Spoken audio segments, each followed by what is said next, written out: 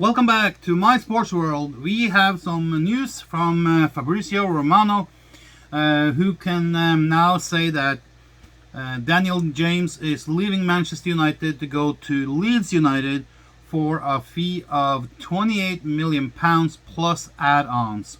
I have not looked into what the add-ons are or how they will be structured, but the deal has been confirmed.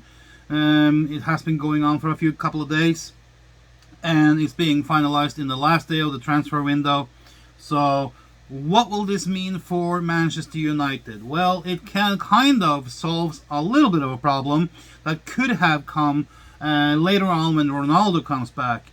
This means that there will be no more Daniel James up and down on the right hand side or left hand side, which will pave way for a more permanent use of Jadon Sancho on the right hand side and Martial on the left, or even Greenwood on the left, until Rashford comes back, and most likely then we'll have Rashford on the left hand side. We then kind of know that this might be also a push for strategic change when it comes to tactical setup of the team. I don't know if this will impact the midfield any, but it can. I have never been talking down on Daniel James. I think he have served his purpose while he was in the club. I think he had have been a positive guy and he has been representing the badge of Manchester United in a very positive and good way. And I think he has contributed with good stuff. He's been a positive influence on the team. Some people might say, well, he wasn't the most qualified or the most talented guy on the team. Well, no, maybe not. Maybe he was not the most talented guy or the most extreme guy on the team, but he had some really, really good time here and some good matches. I saw that there was someone online, again, typical negative spinners out there, who says that this transfer window is one of the worst, and that they can't see a plan, they can't see anything positive, and why are they playing Daniel James in 2 games and then sell him in front of others? Maybe if you think a little bit and you use your little brain a little bit, putting Daniel James in these games is like putting your candy in a shopping window. If you want to sell something, you have to show it off. Pretty darn easy.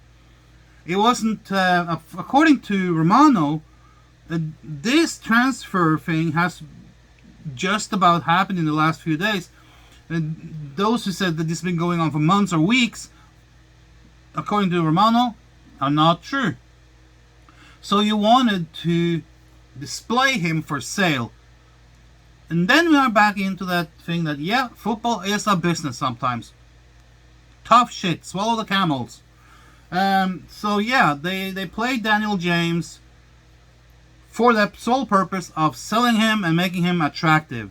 He did just good enough to trigger the pen and the signing of the paper with Leeds. And that's what we wanted. That's what Manchester United wanted. I think this is positive for both parties. I think Leeds gets a player that fits their system really well. He's going to shine in a Leeds team. This fits Manchester United really good because it frees up spot on the bench. It frees up a spot on the team in the first 11. And I now see that this is now Jadon Sancho's spot to have. That means that you have Jadon Sancho on the right, and his backup will most likely be Amad Diallo. Now he's hurt, so he's not going anywhere on loan, so he will be staying at the club most likely and work out his injury, and when he's ready to play again, he will be Jadon Sancho's backup. This means also that Martial, Lingard, and Rashford will be on the left-hand side. There will be options for left-hand side. Martial can also play in the middle, up front. Same can Lingard. So we have a plethora of choices to deal with up front. Very good. Now, if we let me say this. Trust me on this. It is the deadline is over within a few hours. We will not be signing a midfielder. Forget about it. That's not going to happen this time around. Have we had a positive transfer window in 2021? Heck yeah. We are probably one of the clubs in the Premier League right now who have had the best transfer window in 2021.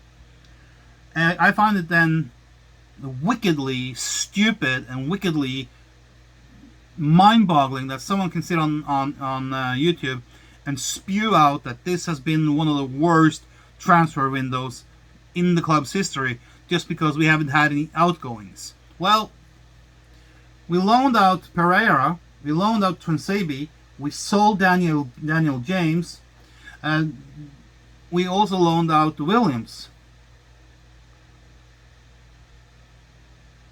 So tell me how this has been the worst window.